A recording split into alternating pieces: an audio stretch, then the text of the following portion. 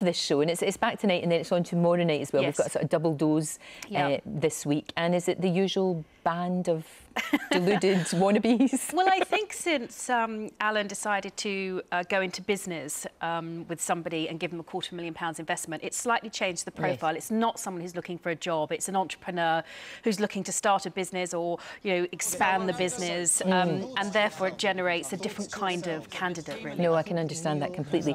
Now, you're there as the eyes and ears of Lord Sugar. Also, though, I would imagine, don't you get them coming up to you and saying, because you're so successful, how did you do it? Or is it not really like that?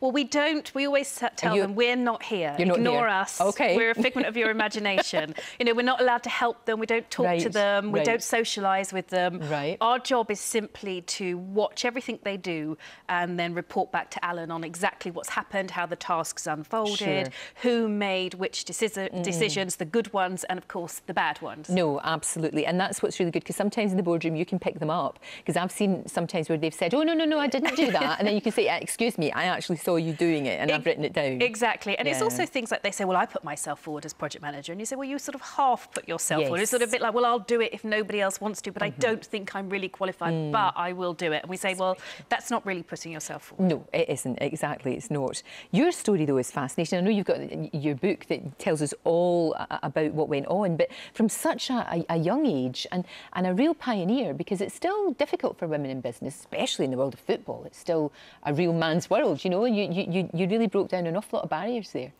Yeah, I mean, it was, you know, I was 23 when I started, which I know when you say it sounds mad, doesn't it?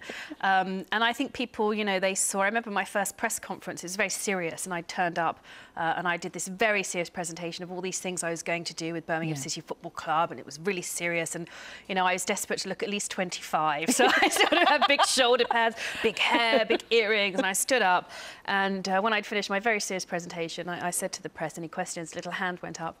And I said, yes. And he said, what are your vital statistics? Oh, and I think that's the only thing people were interested in. And it was an uphill struggle for a number of years. But as saying that, I really enjoy what I do. And obviously, you know, when I sold Birmingham, 75% of the senior management team at director level were women. And at West Ham now, when I went, you know, some 20 years later into another football club, there wasn't a senior woman in the entire business. So I'm pleased to say we're pushing up over 50% now. Glad to hear it. And it is that thing, you know, we never ask men the question, do we, about work-life balance? It's always women that get asked that. But it is difficult when you have kids, you know, because you want to spend a lot of time, especially when you just had a baby, you want to spend a lot of time with them, but then there is the fact that you've got the business to run. It's very difficult to get that right, isn't it? Really difficult. And I think that, you know, that's a lot of, you know, working women's nightmare is that juggling act, you know, board meeting, sports day, nativity play, board meeting, and you never get it right, and that's that horrible, you know, terrible, you know, awful feeling that you carry around, guilt that you carry around with you. But, you know, I've kind of worked out that sometimes if you don't always not the one who drives your kids to school and drives them home from school, but you're there for the big moments and you know, guide them and, you know, put your moral stamp on them, and you teach them other things as a working mother. You teach them about independence, about, you know, working hard for the things that you achieve, and those are equally important lessons. And sometimes you have to, you know, I came to the conclusion that the best title for me wasn't vice chairman, director, chairman, whatever.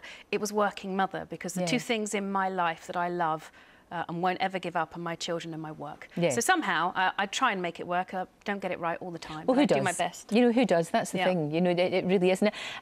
We hear a lot of bandying around this word role model, but I would say that you definitely are for young women who do want to go into business. And, you know, that's what we want women to do, want to fulfil their potential, you know, not just to sort of want to be bubbleheads or whatever, you know, or wear the latest fashions or whatever. Not that there's anything wrong with that, but is it something that is the next stage? Is it going to be politics? Do you think that would ever happen?